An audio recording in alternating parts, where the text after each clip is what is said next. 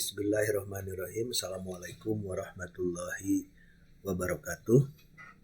Selamat pagi peserta webinar Kebijakan Pendidikan untuk Indonesia Emas 2045. Hari ini saya diminta untuk memberikan materi di webinar ini tentang repetisi kebijakan pendidikan untuk Indonesia Emas 2045. Sangat bangga sekali saya bisa berada dalam satu situasi, satu momen bersama Pak Yudi Latif, MA PhD, bersama Pak Kolonel Dr. Jaki. Ini sangat membahagiakan sekali.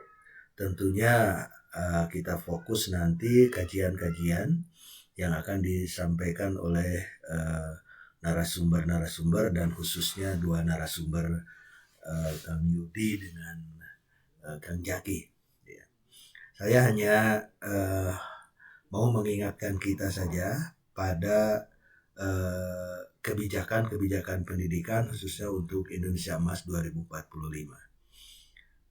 Yang dibahas di sini bukan kebijakannya dan bukan pula rencana jangka panjang pembangunan pendidikan untuk Indonesia Emas 2045. Saya hanya ingin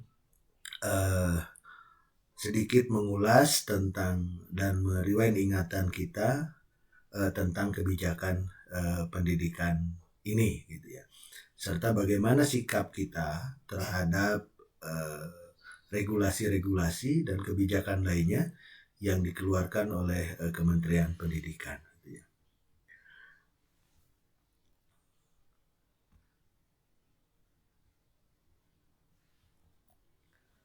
Kita lihat, sebenarnya saya bukan ahlinya dalam analisis kebijakan, khususnya kebijakan publik, gitu ya.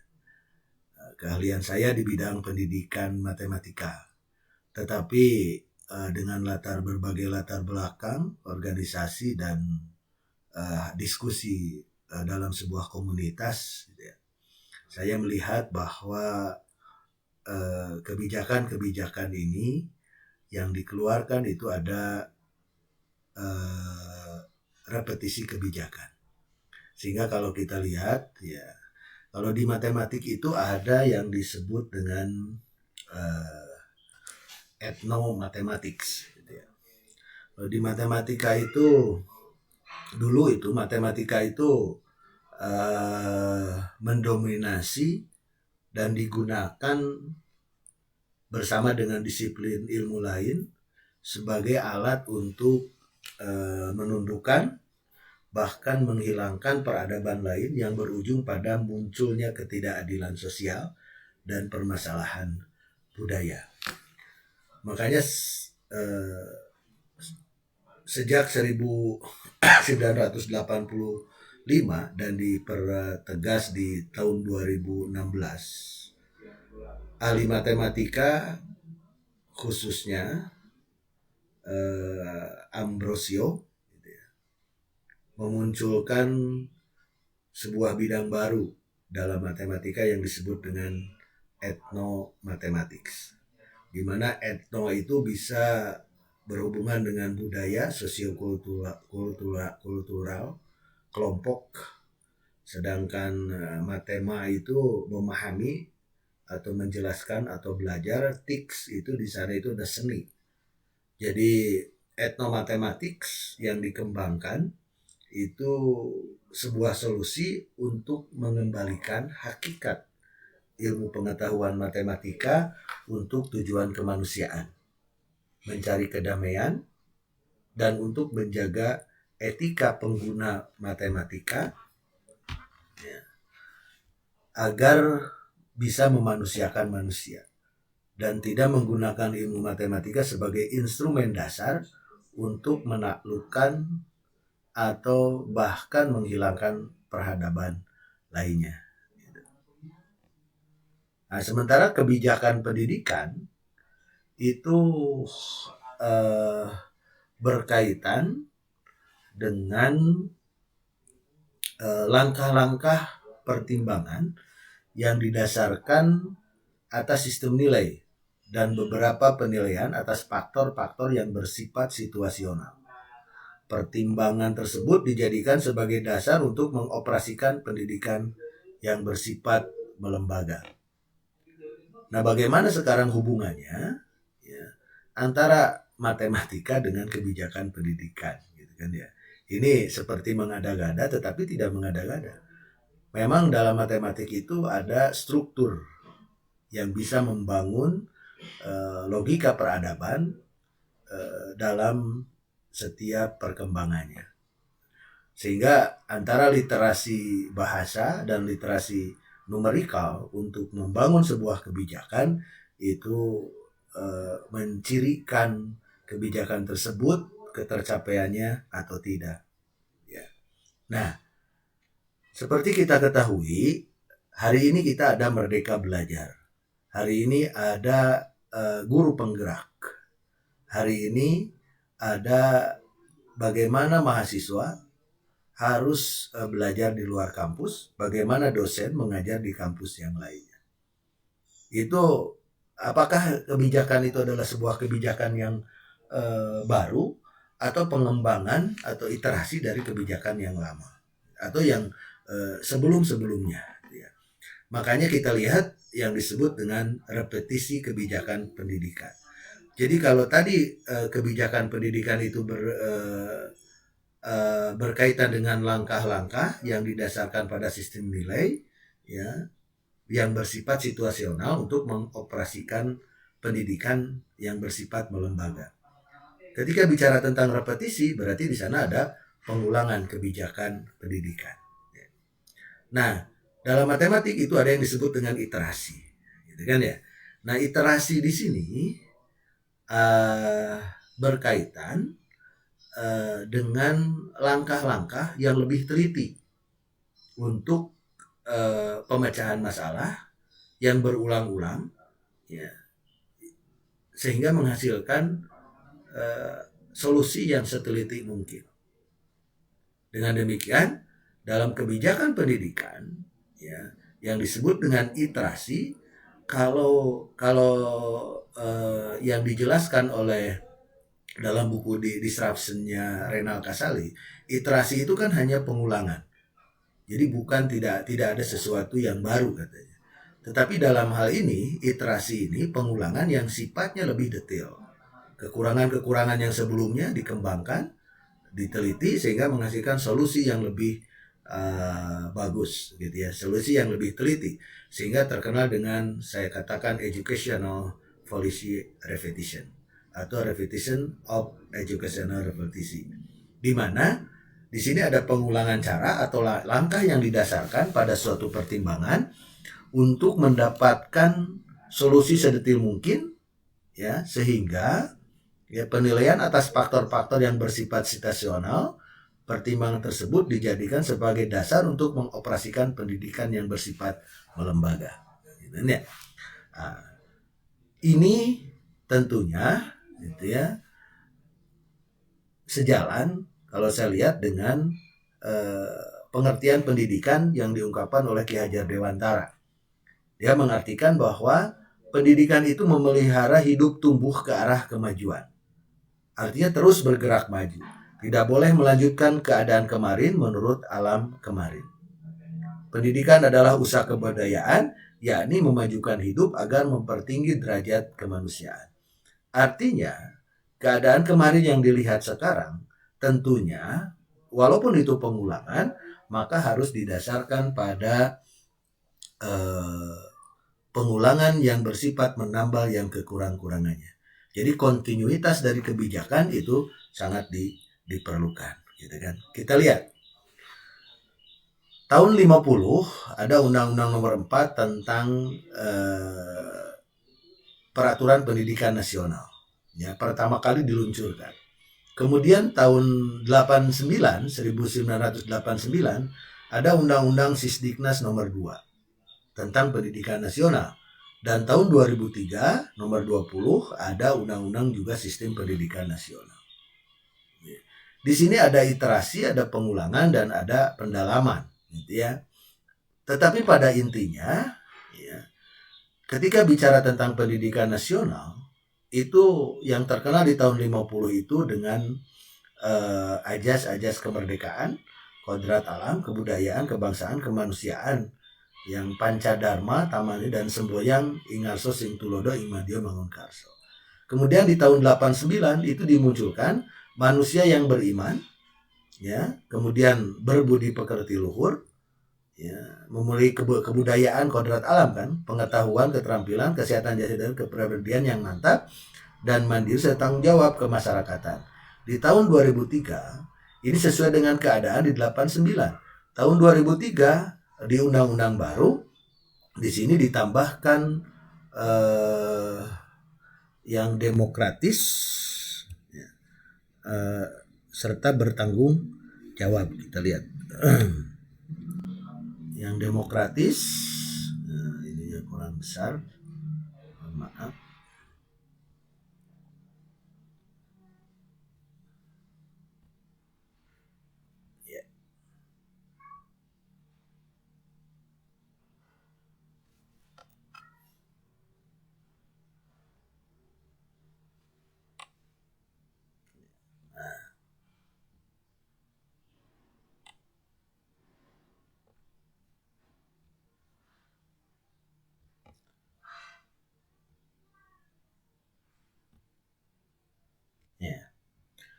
Untuk berkembangnya potensi peserta didik agar menjadi manusia yang beriman dan bertakwa kepada Tuhan Yang Maha Esa, berakhlak mulia, sehat, berilmu, cakap, kreatif, mandiri, dan menjadi warga negara yang demokratis serta bertanggung jawab.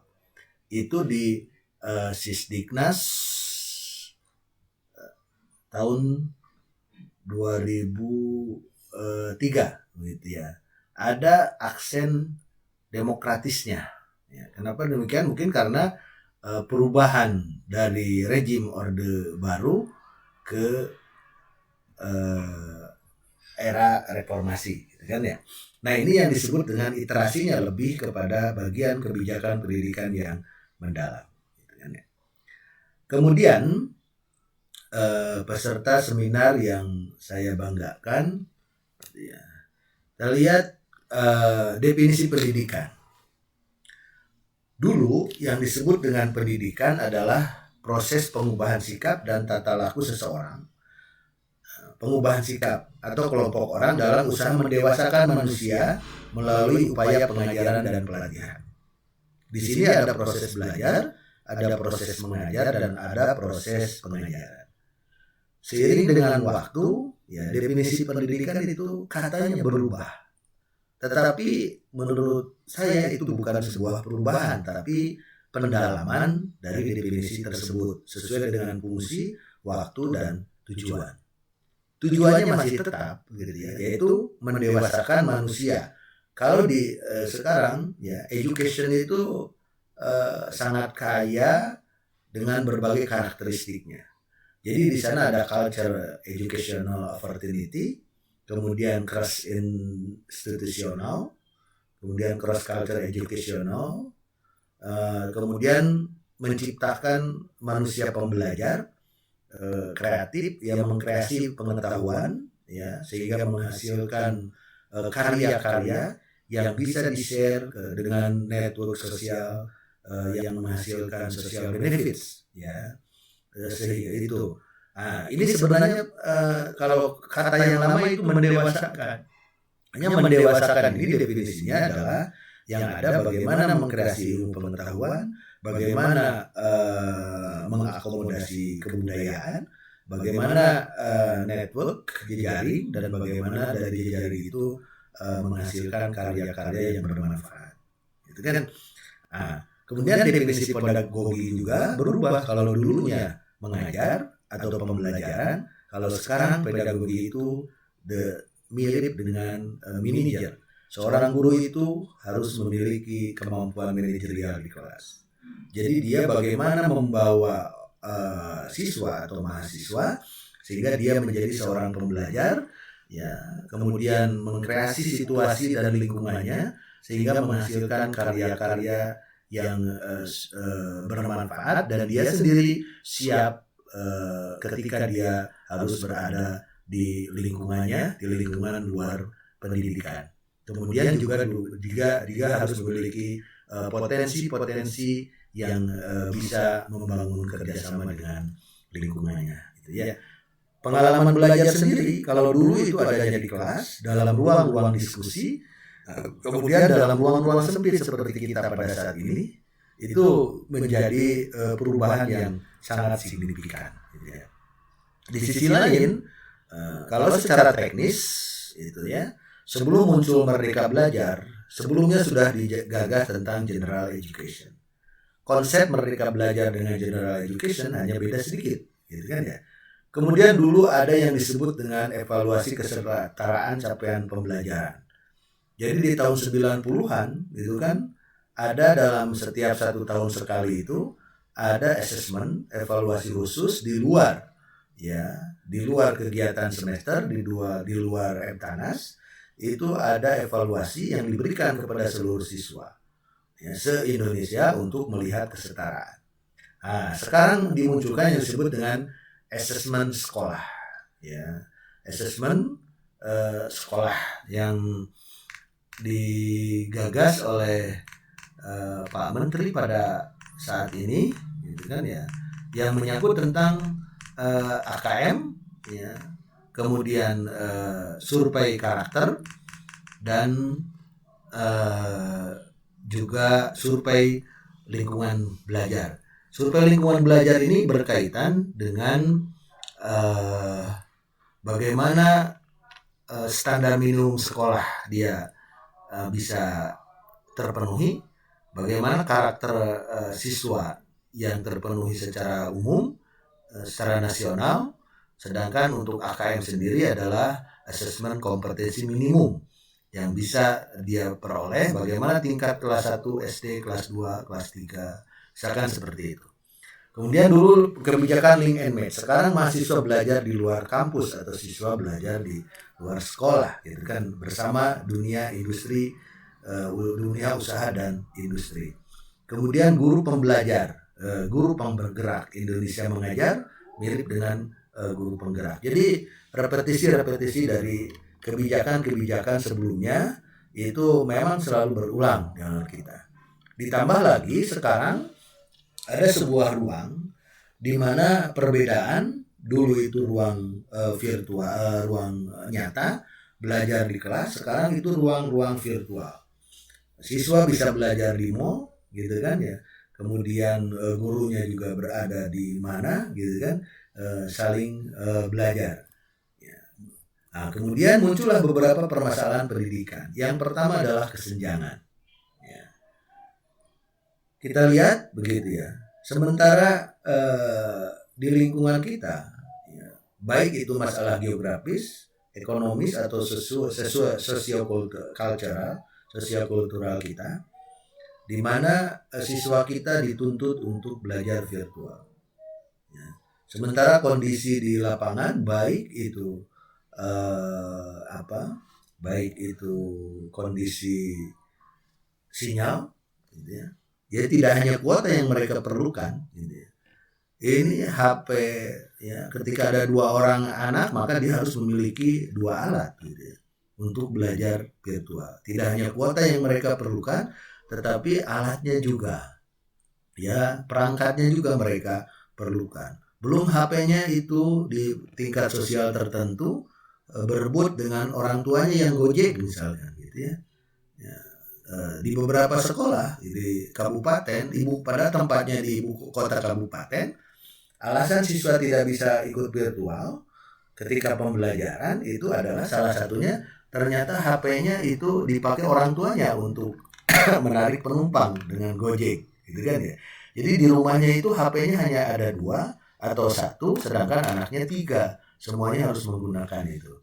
Lain lagi dengan kondisi untuk tingkat ekonomi tertentu. Hal ini yang menjadi pemikiran kita. Jadi kesenjangan ini tidak bisa kita hanya diselesaikan dengan kuota misalkan, gitu kan. Tetapi ada masalah-masalah lain secara ekonomi yang memang perlu kita lebih arif dalam menentukan ini. Kemudian juga kondisi sosial geografis gitu ya, menentukan juga penyebaran COVID-19 gitu ya. Di daerah yang pesisir pantai, di daerah tertentu, masyarakat juga tidak pernah pergi keluar dari desanya, kecamatan ke kecamatan juga tidak sebulan sekali gitu ya.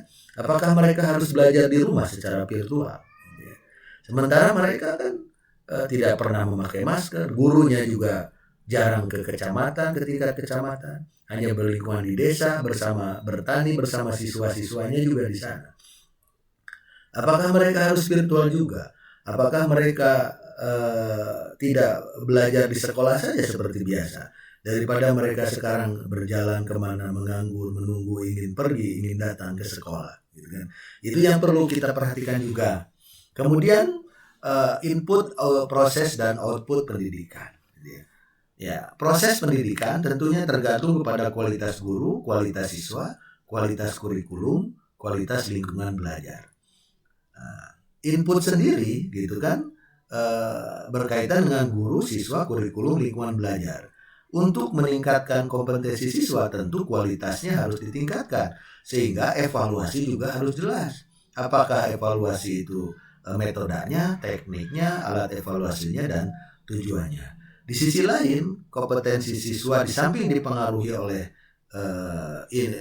outcome siswa itu, bagaimana dengan politisasi atau politik pendidikan di kita? Jadi mempengaruhi terhadap apa? Hilangnya kejujuran dalam pengelolaan pendidikan, gitu kan ya? Hilangnya kejujuran, perlahan-perlahan kejujuran dalam pengelolaan pendidikan mulai hilang. Mudah-mudahan dengan kebijakan-kebijakan terbaru akan tumbuh kembali kebijakan kejujuran dalam pengelolaan pendidikan. Itu bagian terkecil dari permasalahan pendidikan. Bagaimana kalau begitu dengan permasalahan yang tadi, proses pendidikan menuju Indonesia Emas 2045? Konsep belajar ya saat ini gitu kan ya. Kalau dulu belajar itu pada tahap-tahap tertentu. Ya. Bagaimana kita usia bermain ketika SD SMP, usia belajar mulai SMA sampai perguruan tinggi, usia bekerja dan usia pensiun. Saat ini tidak jelas mana usia bermain, mana usia belajar, mana usia yang produktif, gitu kan ya. Jadi sepanjang itu, gitu ya, sepanjang hidup kita itu bermain, sepanjang hidup kita itu belajar, dan sepanjang hidup kita itu berkarya. Saat ini kan seperti itu. Karena apa? Karena accessibility daripada pendidikan, daripada permainan, daripada belajar dan berproduktif itu terus berjalan, gitu. Jadi anak SD juga sudah bisa produktif ketika dia mengalami pengalaman belajar yang cukup signifikan. Kemudian sambil belajar dia juga bisa produktif, sambil bermain juga bisa produktif. Demikian juga belajar bisa sambil bermain. Ya, kalau dulu tidak boleh belajar sambil bermain, sekarang justru ketika di mall sambil main kita bisa belajar, gitu kan, dengan berbagai sumber, bahkan online dengan pembimbing atau guru kita. Nah, pengembangan karakter sendiri, gitu ya. Kemudian pengembangan karakter itu yang perlu diperhatikan, gitu kan, bagaimana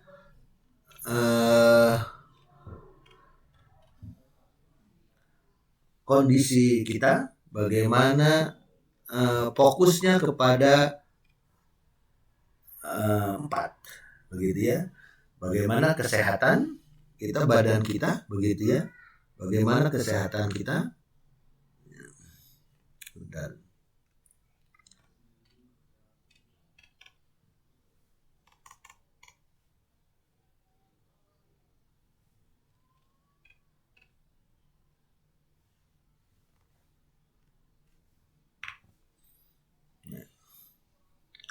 Bagaimana kemudian jiwa, kemudian pikiran, ya, kesehatan kita, dan akhirnya ya ke detak jantung kita, gitu ya. Sehingga kita menjadi orang-orang yang